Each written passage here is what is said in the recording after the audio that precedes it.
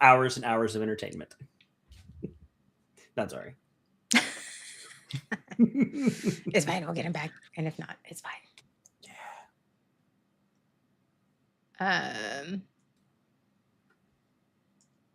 Keep refreshing.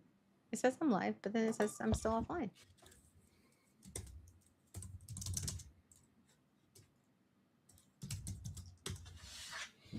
Oh, there it is. Okay. Yay! All right. Sorry about that.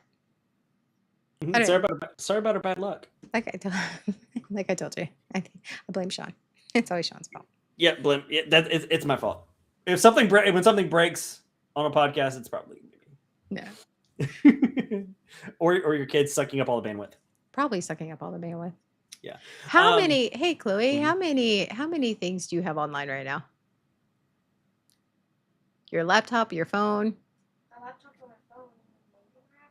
And maybe your iPad. Uh-huh. Is somebody on the VR? Let me go check. Yeah.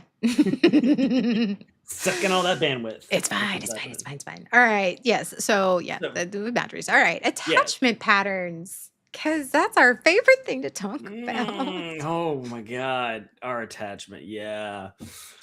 About the VR. Okay. No one's on the VR. Okay. No one's on the VR? Okay. Just asking. Is your connection slow? Yeah, like I had to restart. Do you have your stuff together? Yeah. Oh. Okay. Brush your hair. Teeth. Thank you. It's 1:00. we had a slow start today. We did. So attachment patterns. Yes, we are still working on our shit. Yeah. Still dealing with attachment wounds. What? You have a thought? It's like feeling attraction does not equal acting on it. Oh, yeah. Okay, here we go. You want to talk about that one? Do you want to dive into it? No. Do I want to? No. Are we going to? Yes. Yeah. But do I want to? Absolutely not. By the way, how do I sound, folks? I got a new mic for Christmas. I got the mic I was asking for. So I told you get the mic. You were like, I'm not going to get it. I'm going to have to buy it. Stop buying yourself stuff around Christmas. I didn't buy it. I got it for Christmas. I know. But you were like, I'm going to buy it. Before Christmas, you were like, I'm just going to buy the mic. I'm just going to buy it. I was like, you're going to get the mic. I got it, but I got it. So I'm just making sure. I literally just set it up like an hour before our stream, so it's fine. You sound good. Okay, good. Yeah, you sound good. Anyway, so attachment. Attachment. Yeah. Okay. All right. It's fine. It's fine. So feeling attraction doesn't mean you have to necessarily act upon that attraction. It doesn't necessarily mean you have to act upon that attraction right away.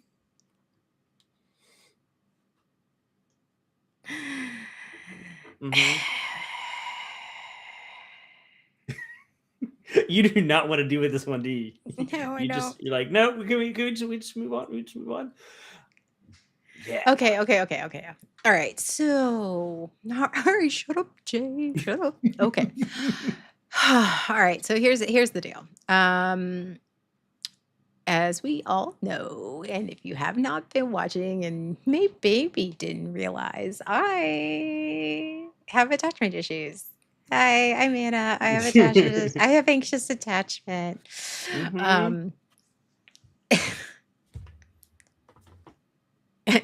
Yeah, Sean. Yeah, you need to say. Yeah, I do too. I'm like, hey, I'm Sean. I have it too. It's been 30 minutes since I've had an attachment wound. Facts. Jesus fucking Christ. Anna needs to let the cat run faster on a treadmill. So for those of you who don't know what different types of attachment are, there's anxious attachment, just the major ones: anxious attachment, avoidant attachment, and secure attachment. And so I suffer from anxious attachment because a lot of times these attachment issues develop when you're younger because depending on whatever your main caregiver provided for you, and it's then how you react to that type of emotional abuse or neglect or whatever. So I suffered as the black sheep of the family, as somebody who was emotionally neglected. My emotions didn't matter. I was only lovable if I was basically I was emotionally just sort of ignored. My Mhm. emotions didn't matter. Um, so my tendency is that if I meet somebody and they show me kindness Mhm. and they Mm. show me, and it's like, oh, maybe they're good looking. And most of the time, they're good looking and they check some of the boxes and they make me feel all like, warm and fuzzy. Or, just if they just make me feel good and comfortable in general, all of a Mhm. sudden my brain goes, what? That.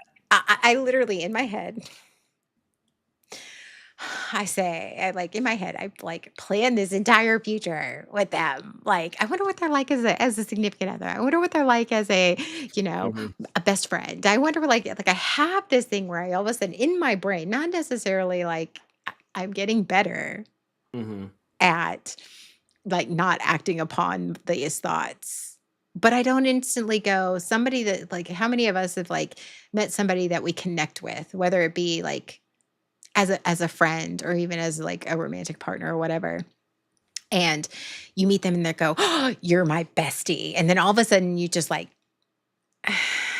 We're friends now. You showed me loving kindness. You stuck with me. right. It is very much like a puppy. Yeah. You like You gave me pets and a treat. Now we're best friends forever. Like Mhm. Yeah. that's not healthy. No. They might not be good for you just because you're meeting them in that moment. That doesn't necessarily mean that's exactly who they are. Mhm. And for me, it's so fucking hard to try to like navigate that in my head. In my head, I've gotten better about not acting upon it. Mhm. I've gotten better about not acting upon it, about not like throwing myself at people, not like soaking up the validation, soaking up that need for that person to approve of me and like me. And Mhm. but it doesn't eliminate. Maybe I am attracted to that person. Maybe I am physically attracted to them, or maybe I enjoy their company, and maybe it's like, oh, they are really like, especially if I'm looking for friends, it's like, oh, they're so cool. Like I really wish, like I want to be in their circle. Like that doesn't necessarily mean all those feelings go away. And just because I find somebody attractive or I like enjoy their presence or I Mhm. enjoy their company or I like hanging out with them does not mean that there's going to be a forever tagged on it or there's going to be a what if like, the Yeah. attraction's still there. Yeah. I just have to understand That's that's what it is. normal. It's That's chemistry. It's natural. biological. Yeah. Like, Mhm. And what's bad? A little tangent. What's bad is what I found. What's frustrating is when you're in a relationship and just because you're in a relationship doesn't mean you don't find other people attractive. that. My ex was like, "Oh, you find them attractive? How dare you? Right. How? I I'm a human. I'm a male. Like this is I find people attractive. I'm just a person. So like it doesn't mean." It's like that's the thing. It's like like finding somebody attractive, enjoying their company, wanting to be Mhm. around them. Yes, it is all in how you act upon it. Yeah. And if I'm being quite honest, oh, fucking shit, I would act like a fucking dog in heat. Like I would act like a bitch in heat. Like Mhm. it's terrible. It's terrible because that's not okay. That's not okay because it makes them uncomfortable. That feeds my needy, anxious attachment. Mhm. And the more that gets fed into, the more it brings it out. Right. Um, for me, my anxious attachment is I have to earn it. I got to earn it. I got to be productive. I got to solve that problem. I got to fix that. I have to do something. My security within a relationship or within a friendship is what I bring to the table. I have to be able, I have to have a task, a project. I have to be something for that person in order to feel somewhat safe. I have to be able to meet a specific need in order to do that, fix a problem, whatever. And what and this can happen at the very beginning, but this part doesn't go away. Like if I am something to a person and that starts to erode, whether because they don't need it anymore or because someone else starts to fill that role, oh, my attachment gets triggered. Holy crap. Seriously, jerk. Yeah, yeah. Mm-hmm. That's a yeah. In case anyone can't read the subtitles on Anna's face, it's because she's been on the receiving end of my acting on that attachment wound in an unhealthy way. Many times. So yeah. The saying here is old patterns don't vanish, they lose authority. And that's very, very much true because Sean, like, and again, like we said at the very beginning, the triggering doesn't stop.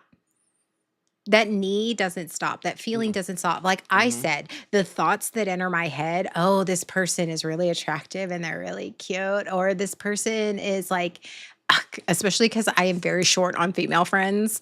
Like, oh, they're really awesome, and oh, I want to be their bestie, and oh, maybe we can be and that need to be accepted, that need to feel accepted and loved and cared for and wanted and attractive doesn't stop.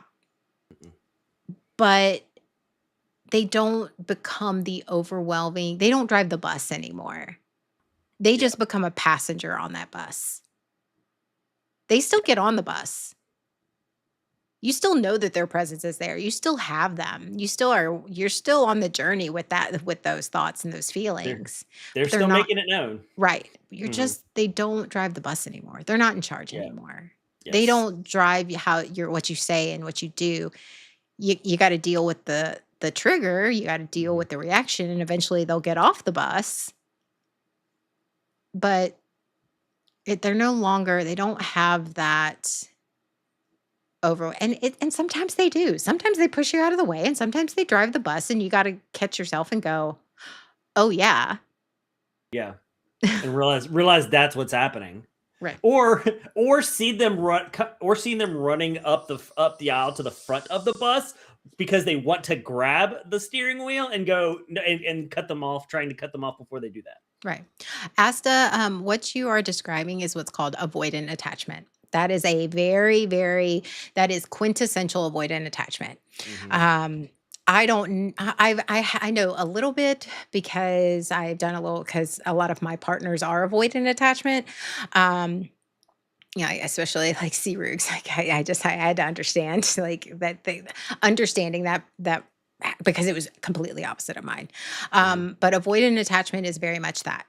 It is very much you want somebody, you meet somebody, they make you feel good, and the closer they get, then you push them away. You push them away to protect yourself. And then because you push them away, that's all of a sudden, then it's the cycle of avoidant attachment. You push them away, and then all of a sudden you're like, then your inner child starts to kick in and you go, but I'm alone and I don't want to be alone. And why are you push away from me? And oh look, see, I told you, like, Yeah. I'm meant to be alone. And then it becomes a cycle. Whereas an anxious attachment is very much like they meet this person, it makes them feel good. And then all of a sudden it is the super cling. It is the I will do anything to keep you from going. I will do anything to keep you from going away from me. I will change everything that I am and who I am and how I think and what I want. And I will make all of that little just so that you never leave me. Yeah. And it, again, is better for you to hurt me and push me away and try to push me away than it is for me to be alone. Yep. And then you drive them away because you are no longer yourself anymore. And then you wonder yourself, then it becomes the self-fulfilling prophecy cycle of, well, I guess I'm not good enough. I guess I'm unlovable. I guess I'm always meant to be alone. And they both have this ending result of, well, I guess I'm just not lovable. I guess I'm just not. I guess nothing about me is okay.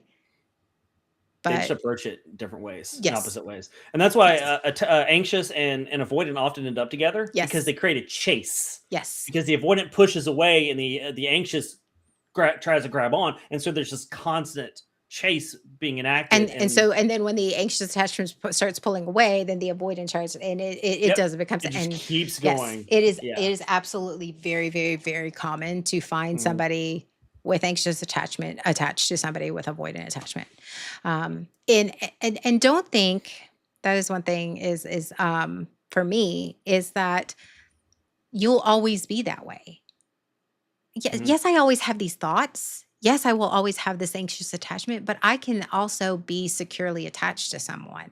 It takes practice. It takes a lot of hard work. It takes a lot of trauma work. It takes a lot of a lot of trauma work because that's where the attachment issue comes from is your trauma. This is what I'm discovering for myself. A lot of my attachment issue does not stem from my partners, which I thought it was. What happened was is that it stemmed from my childhood and Mhm. my mom and my how I thought relationships works and the dynamic of how I got treated versus how I watched other, romantic relationships or friendships in real time when I was a child. That's what I thought. So, and then what happened was is then I started choosing partners because of the attachment. It Feel wasn't that. yes, it Mhm. wasn't the wound that and yes, choices the partner choices helped re-traumatize me, but that was not the Mhm. initial trauma. Yeah, they Uh, kind of reinforced that wound every single time. right.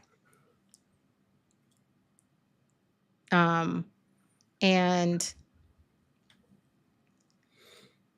you can be securely attached. It takes a lot of work and you won't always get it right.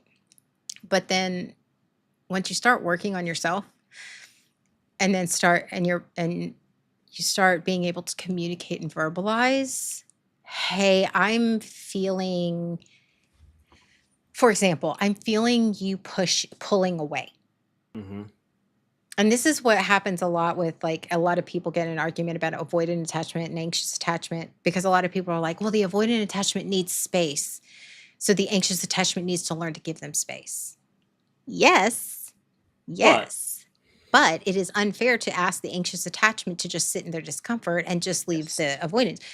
It is coming to that understanding of I know you need your space and I'm okay to sit in the discomfort temporarily, but Mhm. I'm going to need you I because an anxious attachment or avoidant attachment will turn away from the person.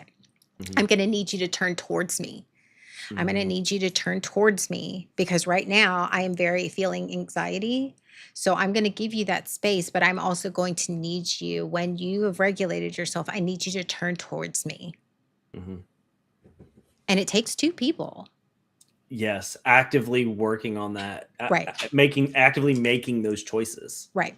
And being able to communicate that in a And healthy I way. was gonna say, and to communicate that. That's Uh, there's we, because that's my struggle. That is my struggle is to communicate, "This is what I'm feeling," or, "This is what I'm seeing. This is the sense that I'm getting. right. This is what I need. Can we do this?" I am more likely to self-abandon, which is I'll just go, "Well, it's not a big deal. It's fine. I'll just," or or to go passive aggressive and or resentful and go, "Well, they just don't care." Well, you're right. It feels like I'm suffocating when someone comes really close. That is Yeah, that is. quintessential avoidant attachment. And Mhm. honestly, Asta, as somebody who has spent a lot of time, my hair, I'm sorry, I keep playing with my hair because it's Mhm. really dry from the North Carolina air. And so I'm like feeling it. It feels like straw and it's bothering me. So sorry. Um, anyway, ADD moment. I told you my meds are barely Mhm. kicking in. Um, but Asta, I would recommend because I know that for the past year and since you've been on this podcast, you've talked a lot about wanting to have better relationships. I would recommend maybe with your therapist talking, not maybe, I would recommend maybe bringing that up in therapy if that's something you're Mhm. willing to work on. Um, because avoidant attachment has a lot of, and I know from what you've shared with us that there's some trauma wounds there. But educating yourself a little bit about your attachment style Mhm. Maybe, and it will be a hard process, and trust me, because I know for me it was, and it's not an easy thing, and you don't have to do it at all. But that's maybe something I suggest doing is maybe doing some research on avoidant attachment, sort of the thought processes on how people, because that helped me a lot. Is when I understood that I was anxiously attached, when I understand the causes, and I understood the behaviors that Mhm. stemmed from that anxious attachment issues, maybe not necessarily helped me have better relationships because I was still anxiously attached, but it helped me navigate through the feelings Mhm. and navigate through the thought patterns and making me more aware. And the more aware I was of my own type of attachment issues, the more I was able to communicate that in a healthy way. And that's a start. That is a Mhm. start. That's, I'm not saying you're going to have great relationships because that takes time, that takes trust, it takes vulnerability. But what I'm saying is at least you're able to communicate it with them and you're able to communicate it with yourself better. Now I understand myself better. So in understanding myself better, I'm able to communicate that better. I still fuck it up. I still fuck it up all the time. Um, Mhm. but it helps me pause and makes me question myself. And not in one of those question myself in a bad way, but like question myself of is what is this? Where is this coming from? Is this coming from them or is this coming from my trauma and my need to be in my attachment issues?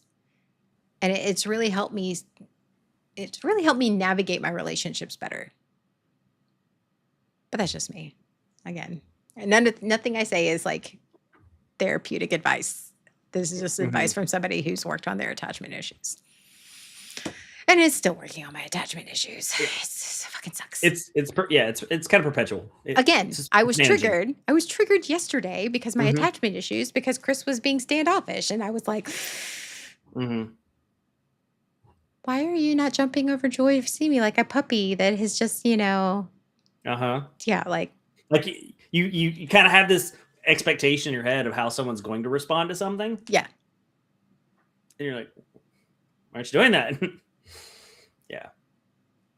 Are probably most effective to talk about during and that yes, whatever works for you. It Yep. is just a suggestion, and you don't even have to do it right now. You can do it in November, but that is I always encourage people to talk about, especially when they struggle Mhm. with that.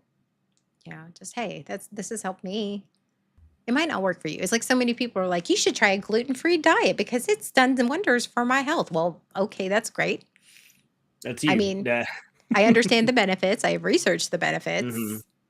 Well, maybe I make different choices, but I still like my bread, or my beer or whatever, because there's gluten in everything. I discovered. Um, Yeah, it's everywhere. I um, am the one things that I struggle with is when is if I'm so used to the tension, I'm so used to the anxiety behind the attachment wound. I'm so used to the feeling that intense emotions that when those don't occur, when that doesn't happen, it's like, wait, is something wrong? yes. Like, am I is something wrong? Am I doing something wrong? Am I abandoning myself? I start questioning what I'm doing and what I'm thinking, and like I'm almost like I want to feel I'm familiar. I'm comfortable I'm like, the am I intensities and yeah. Am I broken? Am I disassociated? I used to think that that was just disassociation because Yeah. that's what I would do. And I'm like, I'm just disassociated. She goes, are you disassociated? I'll go, oh, Yay! Oh, and Wagyu steak was, oh my God, that sounds terrific. I That's a, had that's a hot pot. great. I had hot pot for Christmas because we were leaving like 24 hours after Christmas. Mhm. So we didn't do bigger. We went out to dinner and I actually had Wagyu beef cubes in my little hot pot. And it was, Nice. the That girls sounds didn't good. like it because it's, fatty and buttery. So Yeah. it's not like the steak that they're used to. So they're like, I Yeah. don't like it. I was like, oh, this is so good. That's fine. More for Yeah. me. Yeah. But yeah, like you said, Sean, it feels wrong because the anxiety, the feeling of attraction, that feeling of like initial whatever, and that feeling, the anxiety, all of that is it's giving you dopamine. It's giving you the Yes. oxytocin. It's giving you these Yes. chemicals. So that's why a lot of people lose healthy and good relationships, especially when they're used to being unhealthy, because they think that they're boring, that there's no chemistry. Yeah. There's no chemistry. Chemistry is that Yes, I used air quotes on that. conflict. Yeah. That yes, I did. Yeah. But yeah, you're right. It feels weird. It feels off. It feels wrong. Yeah. The first healthy relationship after unhealthy relationships is hard. Everything is, you question everything. You're like, but this And is you what fuck it I- up. And you fuck it Yeah, up all the time. this is what I'm used to. But this is what's Right. supposed to happen. Or you realize that the behaviors that you thought were normal are not normal. Right. Yeah. Right. So Oh, yeah. All right. Segment 4. This is something that we're absolutely still working on, Sean. ooh, the big boss. The boss big fight. The boss big fight. baddie. The Yeah. big fucking baddie. The The segment is titled Mhm. Self-Talk, the boss you haven't beaten yet. Like the Baldur's Gate one. No. Listen, listen. You know what? Like Mhm. I beat that battle. Okay, here's a good example. I spent 3 days working on this battle. And I mean hours. Mhm. Hours working on this fight, this battle. And I just died all the time. I finally beat it. Both my allies are dead, right? So I have like 3 allies, 2 out of 3 are dead. And I'm like walking through and then all of a sudden I'm like, okay, I just need to get out of this castle that I was in. Mhm. Get out. 2 minutes later in the gameplay, massive, even bigger, massive boss fight. And I am down 2 people. So there was no winning this. So I finally had to just say, okay, I'm going to start from an earlier save point. So I'm not even there Okay. yet. And I just Yeah. have to start over. And that is Mhm. that is pretty much a very nice comparison to just healing in general. But Take a step back. so talking Approach shit it. about yourself is not okay. No, really, it's not. It's not. No. You should. Nope. Mm-mm. Or as my therapist likes to say, so who's that voice? fucking shit. Okay, Right? you need trigger warning. You need a trigger Sorry. warning before you say that shit. Trigger warning. God damn it, Sean. Yeah. God damn it. As I soon need my as soon as emotional that support negative caffeine. self, Hold on. as soon as that negative self-talk happens, like who's that voice? Mm. God. Don't start. I don't The other need one that. my therapist says is that's not your voice. Yeah. And I've literally said, well, sounds like my voice. She goes, really think about it. Yeah. That's not your voice. Shit. Yeah. But here's something that I've actually which is easier for me to say to other people than it is to myself. So let me make this clear. This is something that I am still working on personally that I'm not anywhere close to mastering yet. You have to believe the positives too. No, I'm gonna have to stop you right there. I'm not. No, Right. I'm gonna. Right? You sound like a therapist. Like when I do like with my work, my design work or whatever, and I think to myself, oh, this is really good. I'm really talented. I'm so proud of myself. You feel good for 1 minute. Mhm. Are you sure about that? Yeah, I'm actually sure about that because I have a friend of mine. Are you sure? Here's the other one that I struggle very much with in this Mm, self-talk thing. And even my children say this to me. You're a wonderful mom. You're an amazing mother. mhm, But the voice in my head, it tells me I'm failing all the time. mhm, The voice in my head tells me I am not present enough. I am not there enough. I'm not supportive enough. I'm not gentle enough. I'm not listening enough. I'm not giving enough. I'm whatever. I'm not mhm, enough. That's not me. I think you're darn amazing. Well, thank you, Asta. mhm. And it's really hard for me to believe that. When we don't believe it about ourselves, it's really hard. It's why, as part of my anxious attachment, I often look for validation from someone else Mhm. to someone to validate my worth, my value. Um, and you even called me out on it one time. You're like, so do you even believe it when I say it? When someone tells you that, do you believe it? I was like, oh crap, oh wait, because I didn't. I realized I didn't actually believe that about myself. I kept I kept thinking that if enough people told me that I would accept the good things about myself, but I never did Yeah, because I didn't feel that way about myself. right. Um, yeah, Yeah. I'm not pretty enough. I don't Hmm. think I honestly here's the reality of it. I don't think I'm attractive from here down. I think I'm pretty attractive from here up most days, but Hmm. like here down, it's like I just I don't think I'm attractive. I don't. And the older I get, it's like, oh, I'm looking old and haggard like some like forest witch or something, but I don't think I'm attractive. All I see is like all the shit that I'm not, Hmm. and that's the voice I hear. And that's the voice that talks the loudest. Hmm. Um, because I don't believe the good stuff. Even though I do think the good stuff, I do try to actively quote unquote recoding my nervous system and recoding how I see myself and recoding my brain. It's still, I don't believe it. And the voice is still they're getting better. It's Hmm. getting better, but I'm still having to believe that they're the good stuff too. Doesn't make it just because I don't believe it does not make it any less true. Yes. I'm not a good mother is not a true statement. Hmm. I am a good mother. I just don't feel like I'm a good mother. And I like that self-talk, that voice inside our head. It's a Very. bitch. It is. Yeah. I'm the same way. I have a bias towards the negative. Like I'm so quick to believe the negative Yeah. about myself, and as opposed to the positive.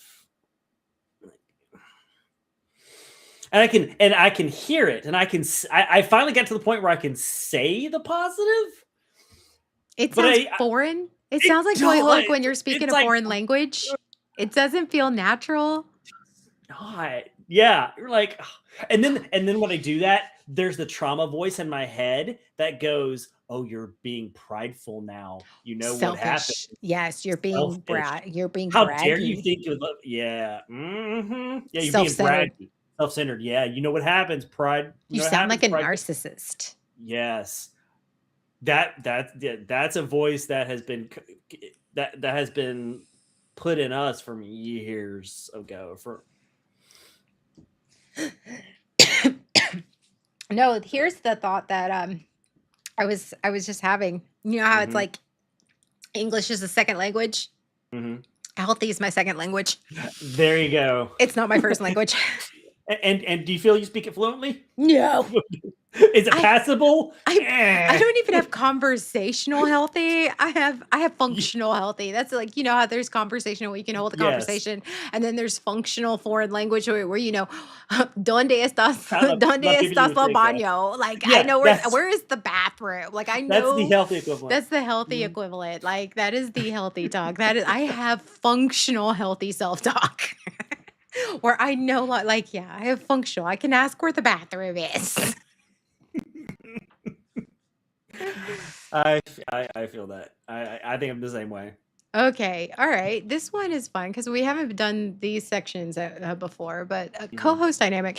One of you names a harsh thought, and the other one reframes it gently and not toxically. Hmm. Okay. English Um, is my third language. I don't even know a second language.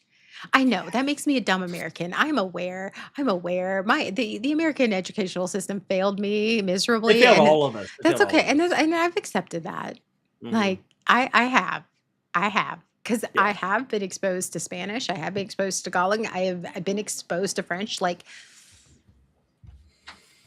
Yeah, we had this conversation during my Lego stream one time. The difference between the languages people speak in other parts of the world, like in Europe versus yeah, U.S., and yeah, how yeah. it's kind of sad. It's kind of sad It's for very sad. us. And it's not that I haven't wanted to. I guess I mean, Yeah. I could learn it. I'm quite intelligent, so I could learn it. Mhm. And I should learn Spanish because it would be very beneficial. But you know, here's the thing. Uh-huh. AirPods now have the translate part, so I'm like, you know Yes. what? It's fine. It's fine. Well, yeah. By the time you start to learn another language, you get proficient in another language. We'll have universal translators. Wow. Yeah. Mm-hmm. It kind of blows our mind that people Did that's. did you just feel like 10 points dumber in your Mhm. IQ? Yeah. Yeah. Yeah, okay, okay, just I making sure. Just I now made the that's not comment. that's amazing, Asta. Honestly, Yeah, that is that is impressive. not against you at all. Yeah. Um, nothing. That is not against you. That is actually quite that is one of those I feel very intimidated right now. Like, I Yeah. feel very intimidated because yeah. Yep.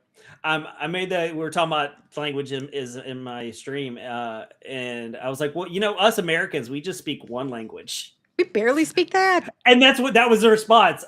You don't even really speak English properly either, so I wouldn't even call it that. I'm like, I mean, that's fair. Yeah, That's Sean, say washer. washer. Washer. I wash my clothes. I wash my clothes. Yeah. Yeah.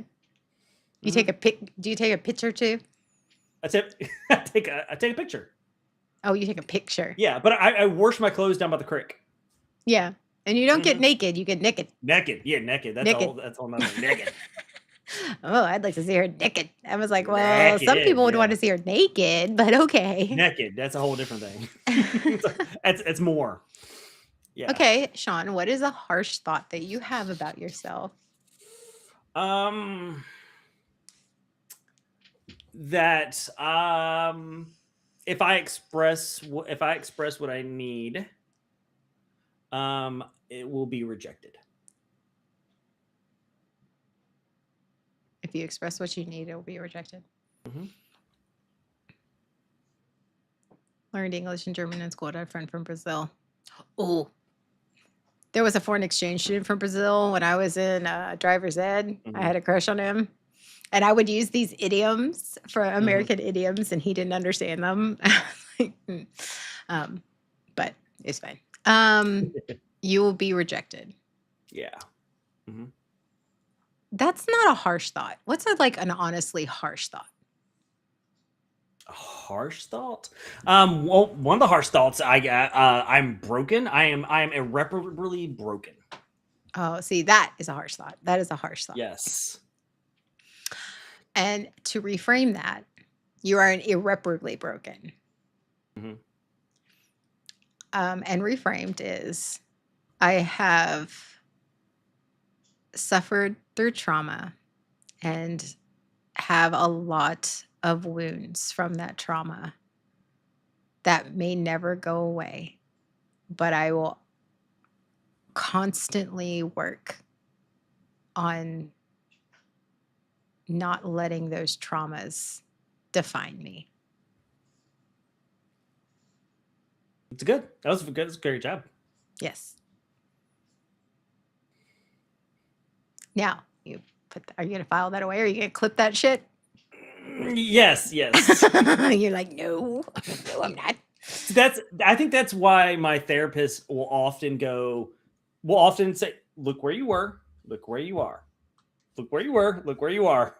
You've made progress. Because I don't feel that. I often don't feel like I've made any progress. My therapist actually hates it when I say I'm broken. Yeah. Because she's like, broken means you're not working. Mhm. Broken means like it no longer works. You're functioning. You're just traumatized. Mhm. You're not Yeah. broken. You're traumatized. Yes. I'm like, okay. English, Yeah. bad English, Southern, drunkies, redneck, mechanic. Oh, fair. My harsh thought is,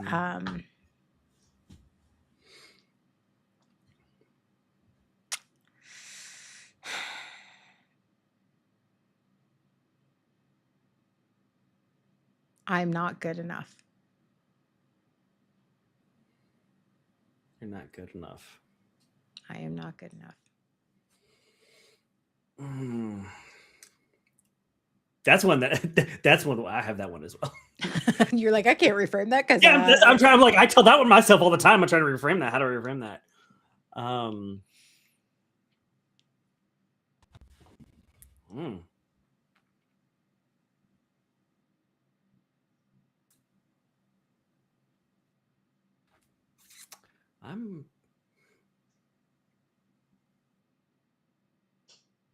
I'm not sure what to say. I'm not sure how to reframe that. You don't know how to show, like, if I say I'm not good enough.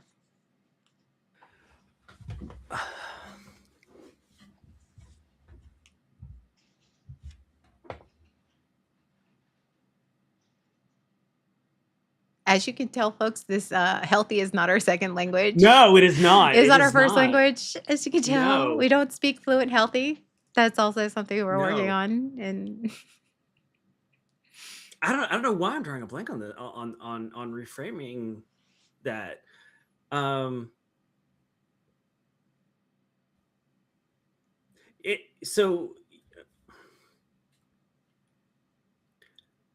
speak really broken healthy. That perfection is not, no. You don't have to be perfect.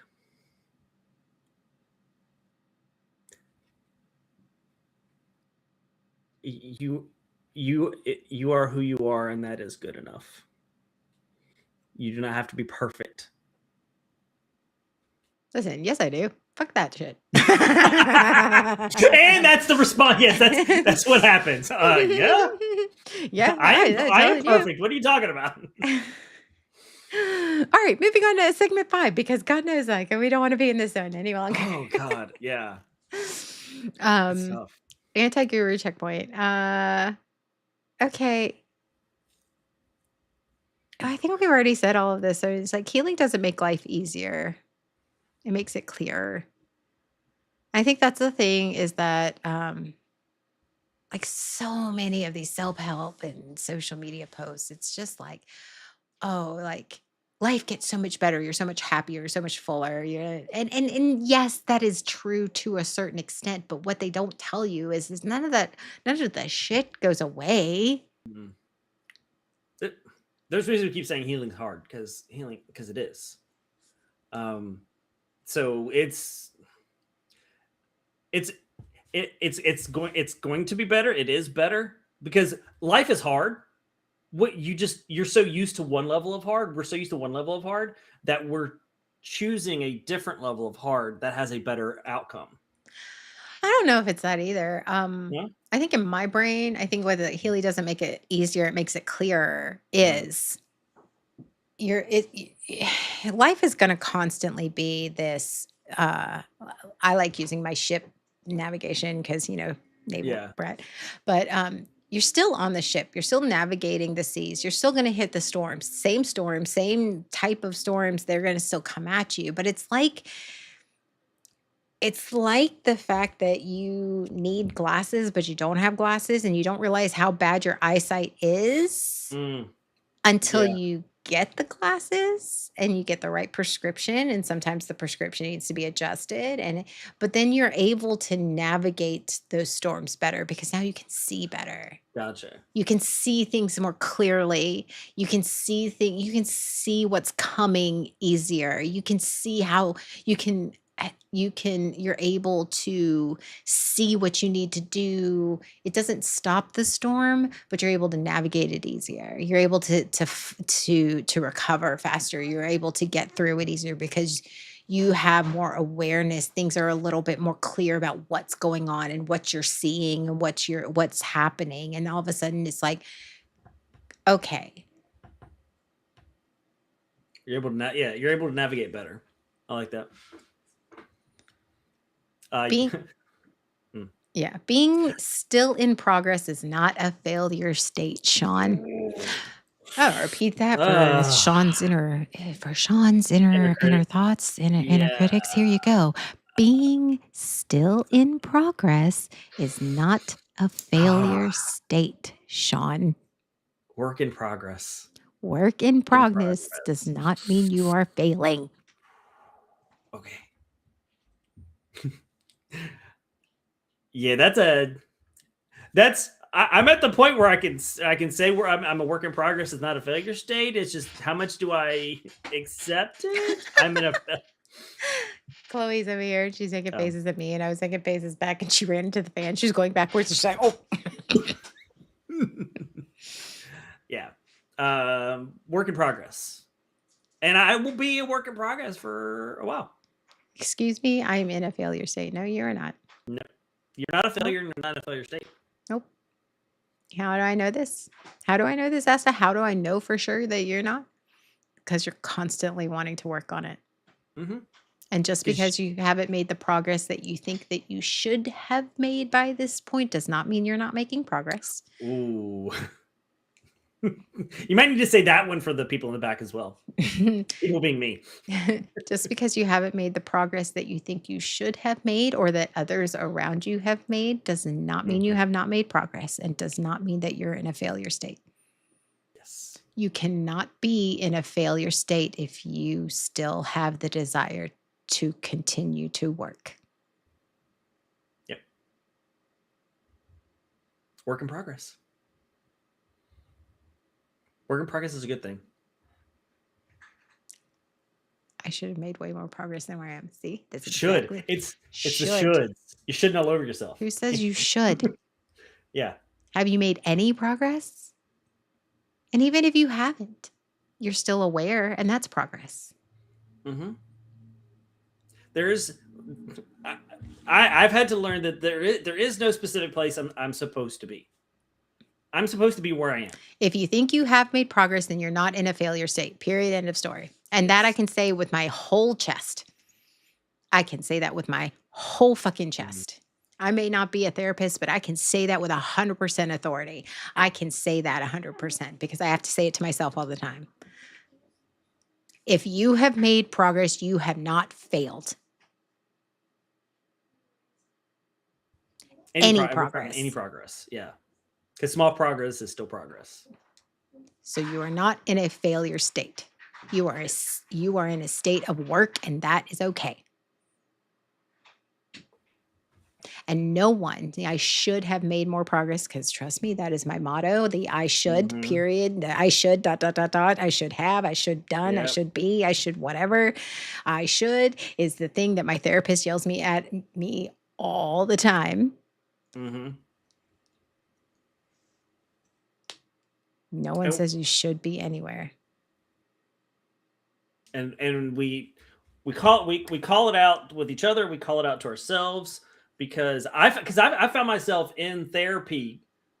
One of those sentences comes out, and I'm like, oh no, okay, and then I'll stop myself and go, okay, there's a should. I got a should. So we say these to catch each other, to catch ourselves. And because the shoulds don't go to a good place. Hmm. So that's one of those things that you try to reframe, that I try to reframe when they come out. Well, my 'Cause- therapist always, yeah, I should be further along. based on what? Yeah, based on what? Mm-hmm. Says who? And then the thing is, and then you have to make a definitive statement. I Mhm. have made progress. And then not like I have to stop myself. I have made progress, period. That is a complete whole ass sentence. I have made progress. I have done hard work. I have achieved things. And stop myself from negating that statement by I haven't, or I have achieved things, but not a lot. Or I have achieved, or I have made progress, but not, but not as far as some, but not the but statement. I don't follow it up with a but. Mm-hmm. I have made progress. Single, concise. I directed. have achieved things, and that's hard as fuck.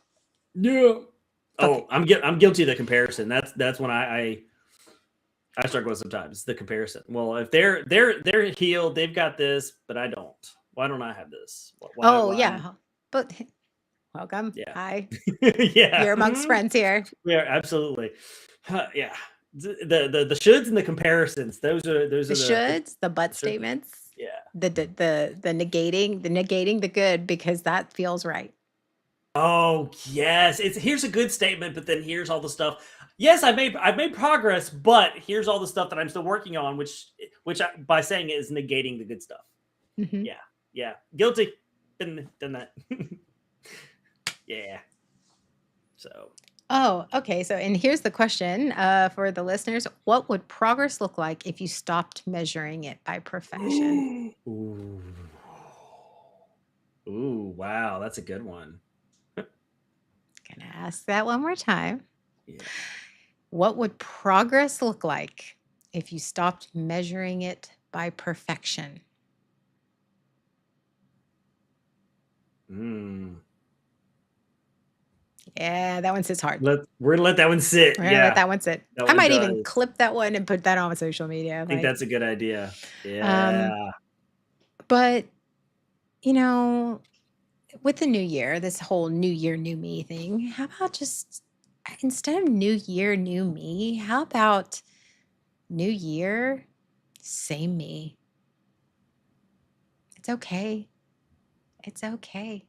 It's okay to go in the new year. And so many people are like, my plans for 2026 is to blah, blah, blah, blah, whether it get healthy or connect with people or be a Mhm. better person or say these things. And yes, it's okay to have nice goals to want to better yourself. But in the reality is that new year, same me, and appreciating that me.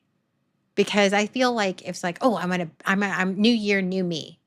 Well, why didn't you like the old you? What was it about the old you that you feel you have to change because you didn't like it? You have to throw out and start again. Right.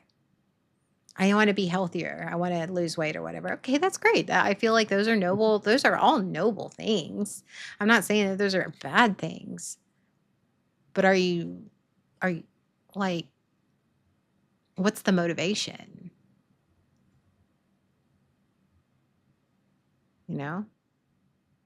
I believe it'd be a lot easier because being perfectionist, I lay the bar way out of reach for no reason. Yeah. That's the trap of the setting the goal, is setting it way too far out. Yeah. That's also a self-fulfilling prophecy. You set the bar too far out because it'll be easier to accept when you fail. Because you're like, oh, I'm going to fail. I'm not going to reach that because you set it too far out. And just like we often say to like ourselves, I say to myself, like, because you can't reach those goals when you're suffering a tragedy or you're depressed, or like what's an achievable goal today? Yeah. Maybe the achievable goal is that I just got out of bed today. Mhm. Maybe an achievable goal is that I just survived through today. Maybe I don't fix anything. Maybe today is like, and that's also something I'm working on that fail at a lot, is that I don't have to fix anything. And maybe like I don't have to fix something. I'm not always having to constantly be fixing myself. Mhm. Some days you could just be. Sometimes just existing is okay. And Yeah. maybe that's the best thing for you. Sometimes you just need to exist and appreciate your existence. Mhm. Because if you're constantly trying to fix something in yourself, nothing is ever going to feel fixed. And you're Nothing is never ever gonna going feel good enough. right. Mhm. Maybe it's just the fact that I just accept that today I'm a mess and I'm a mess and that's okay. I'm still upright and breathing and that's hard. Sometimes that's the hardest thing to do. Mhm. Maybe today I wake up and I'm not put together and I'm crying every 5 seconds and I'm feeling like garbage and I am acting on those feelings. And you know what? Sometimes that's all I can do, but I got out of bed today. And that's sometimes hard. Yeah. And that's Victory. okay. Why do I sabotage myself so much? Because you want why I can't tell you why you do. I'm going to make Mhm. that clear because no person can tell you why you do what you do, how you do it. Mhm. I can't say that for you, Asta, but I can tell you why I do.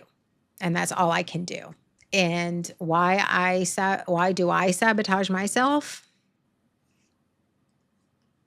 Because I tell myself that I don't deserve it. I don't deserve good people. I don't deserve to be happy because I was trained. Anytime I felt happy, I was told I didn't deserve it.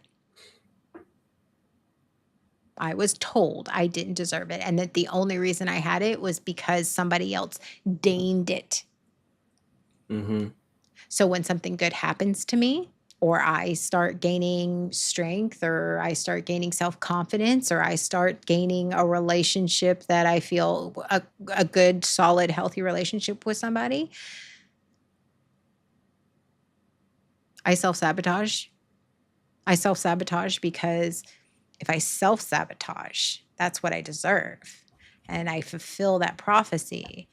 And I'm able to have control over, I can let it fall. I have control over it falling apart. So I know what's coming. I know how to handle it and I know what to do Mhm. because it's in my control and it's what I'm used to. A lot of that is because we know how to deal with it. I But know how to deal with failing. right.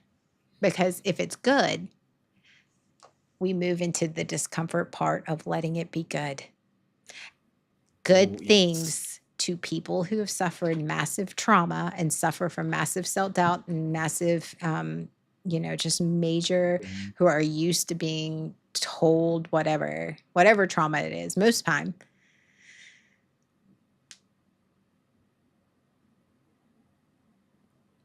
they're when the good things happen and the good people show up, it feels good because it releases that dopamine and oxytocin and you feel the feel goods, and then it switches to fear Yes. and it 'Cause switches it'll to discomfort.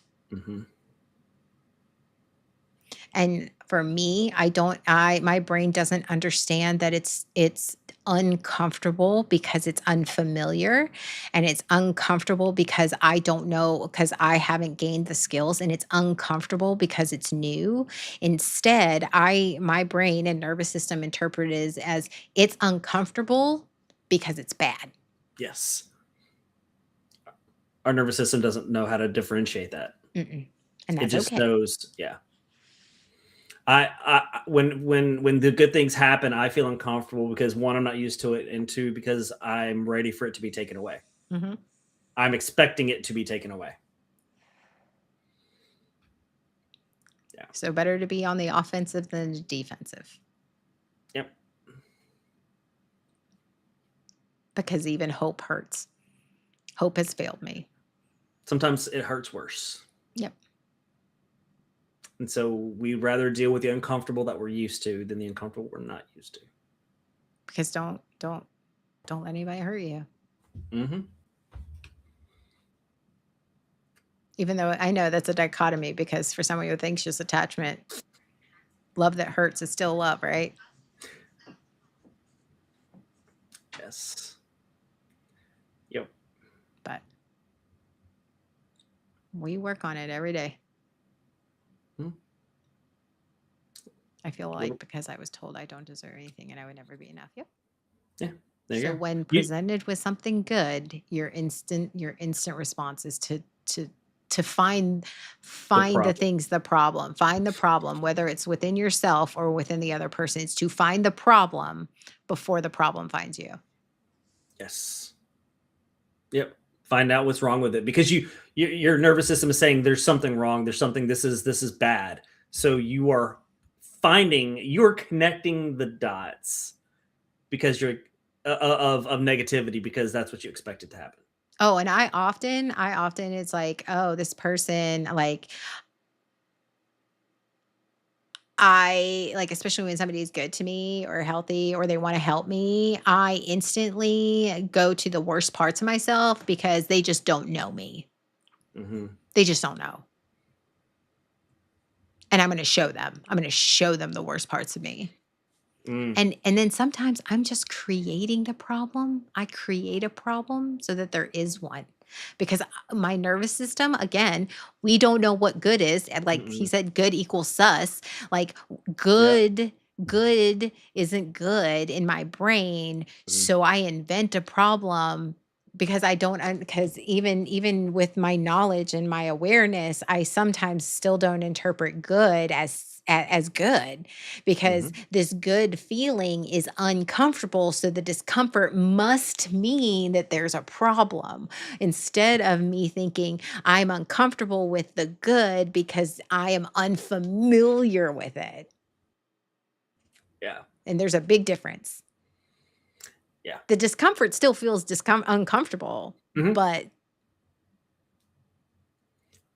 the source of the discomfort is different. Yeah. And my brain will invent stuff. My brain will start creating these stories that have no basis in truth, no basis in reality whatsoever, because I know how to deal. I know how to deal with that uncomfortableness, right? And not the uncomfortableness of healthy. That's just foreign, right? So, but no homework. No homework. No homework. Every step is progress. Every little bit, no matter how big, how small, it's progress. And it should be celebrated. Yes. So this last line, if you're still working on it, you're not behind. If you're in it, and that counts. Yep. So Asta, remember that. If you're still working on it, if you're still working on yourself, if you still feel like you have this laundry list of things that you will never accomplish, even if you're just working on it, that's what counts. That's what matters. No buts. No buts. Nope. No buts. If you full stop. If you are still working on it, you're still accomplishing something. Yep. And I am proud of all of you, because as you can tell, even the shit we talk about, we're still fucking working on it. A lot of it we're still working on. Failing at miserably. Actually, failing at we're failing grandly. Grandly, yes. Grandiose. Yeah. And just because we know what needs to do, what to do, how to do it, just because we know and we've overcome doesn't mean we're not going to have difficulty. Doesn't mean we're not going to still struggle with it. Yeah. So yeah. All right. Why don't you finish this out, Peppa? Finish us off. Finish us off. Okay. So this week, I believe we're returning to some pre-holiday normalcy with our streaming. Yes. So Today is Sunday, so tonight we have Lego building. We have Let's Build with Pep Pep. That'd be me at 6:30 Eastern on my. Hopefully, I will be able to join you. Yes, we are hoping to have a double stream or co-streaming. Hopefully, Anna will be with us tonight. If I'm still not, trying to recover from my 7-day trip away, and I have Yeah. work tomorrow, so it's one of Yeah. those. Let's see how much I can accomplish in a few Yeah. hours. Anyway. so we're planning for her to make it, but if she doesn't, we understand. Life happens, and I'll so just build after him and just catch up with him later. Yeah, exactly. It doesn't matter. I'll have another stream where it'll just be me, and then she'll catch up in the next stream because we know it's gonna happen. So that is tonight at 6:30 Eastern on my channel, Dorian Zumbra.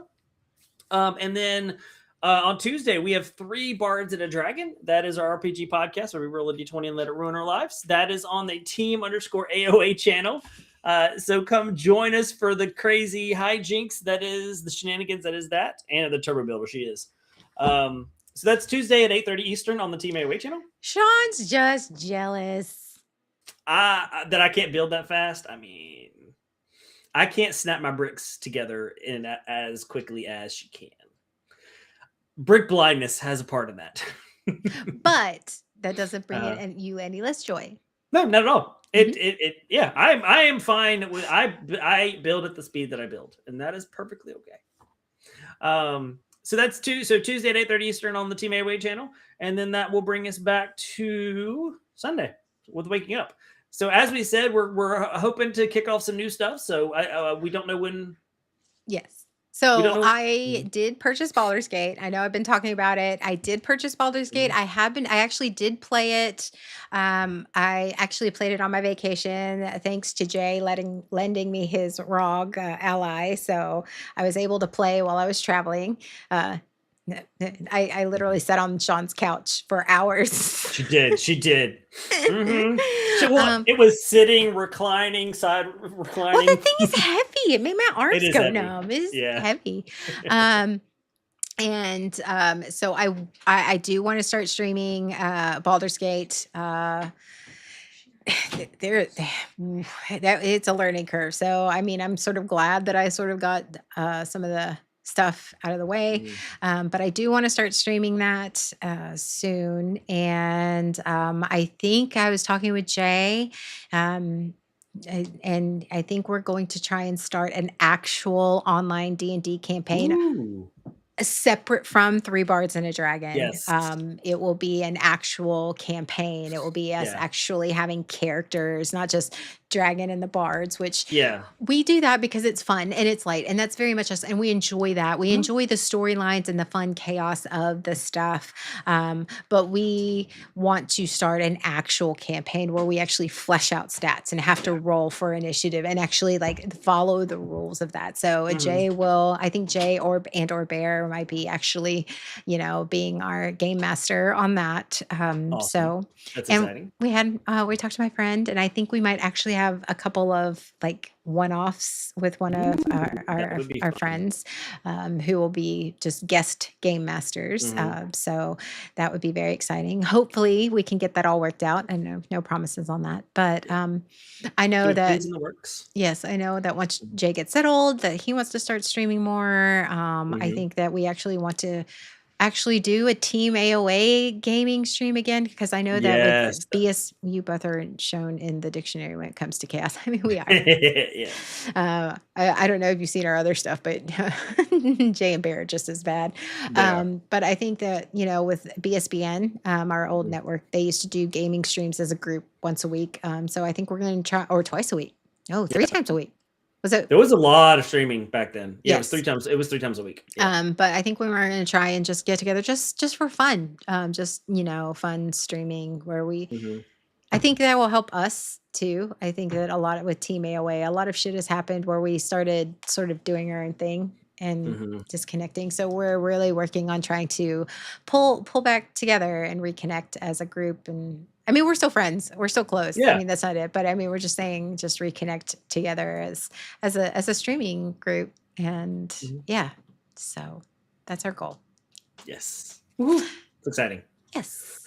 And if you want to join our Discord, if you want to have conversations, if you want to show off or look at or check out what we're showing off, join our Discord.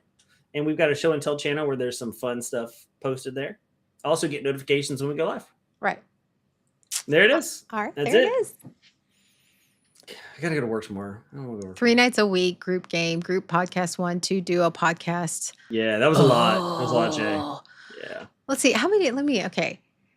Mhm. Mondays, Wednesdays, Sundays were just my podcast days. Yes. And then I would occasionally game. So I was streaming 4 out of 7 days a week. Yeah. The gaming streams were Tuesday, Thursday. And Mondays I did my solo stream You did. afterwards because I Yes, did you did an extra. Yeah. I did So you Edward streamed Happy Hour twice. twice on Monday. Yeah. Yeah. You maintain a very rigorous streaming. So Monday schedule. I was streaming at least 3 hours Yes. Yep. after work. After a full day of work. And then Wednesdays Yeah. and then Sundays. It was a bit excessive. And people yes. wonder why we were burnt out. And yes, exactly. So But We- we're we- looking at streaming more. we want to do more without pushing to the excessive point. Yes. Want to do more, have fun, because we're also looking at it and trying to make sure that we keep it focused on enjoying the experience instead of, oh my god, we absolutely have to do this. This should be fun and not a Right. Which is why second we're job. like we cancel a lot. I mean, not a lot. I mean, I'm not saying that. when but when necessary. when necessary, like because real life, like I know that my family for the longest time is like I had to be home for stream. I couldn't do anything during streaming time. I couldn't do Mhm. anything during that, and it's one of those. Like now, like because my kids have a lot of things that do on Tuesdays. Now it's just like, Mhm. sorry, I'm gonna be out. My kids have something to do. Yep. I'm not gonna miss it. Yeah. So Real life takes precedence. So we all adjust when we can. If we gotta cancel, we gotta cancel. Right. We love you guys, but our real life takes precedence. this is for fun. We're not trying to be influencers. Yeah. This is not going to be this is not our second, third job for us. This is something we do for fun. This is not us trying to make it big. Yeah. I keep looking at our like little layout, our new layout, and I like it a lot. I do too. I like it. I like the stickers. Now that you know that there's stickers. Now that I know there's stickers. I don't know. I do. I like this new background. I like it a lot. It's clean. Mhm. And it's fun. Yes. Yes. Yeah, I was looking at redoing my Let's Build a little bit. Yeah, I'm looking at redoing my stuff too. Well, it's a whole new year. Yeah. Whole new year, Changes are coming. same us, just different backgrounds. I feel like that's Yeah. it. Different backgrounds. Yeah. Yes. All right. Well, All right. see you guys later. And you guys 6:30 have a good Eastern, Sunday. 3 in Sombra. Let's build Yes. with All right. Anna, featuring Anna. Bye everybody. Bye.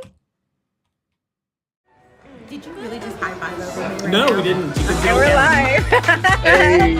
Hello. Last week, You don't even do that well from the front seat. Okay. The bear's coming with the carpet spoon. that's Oh, a straight up no. PBR for the table. Yeah. Holy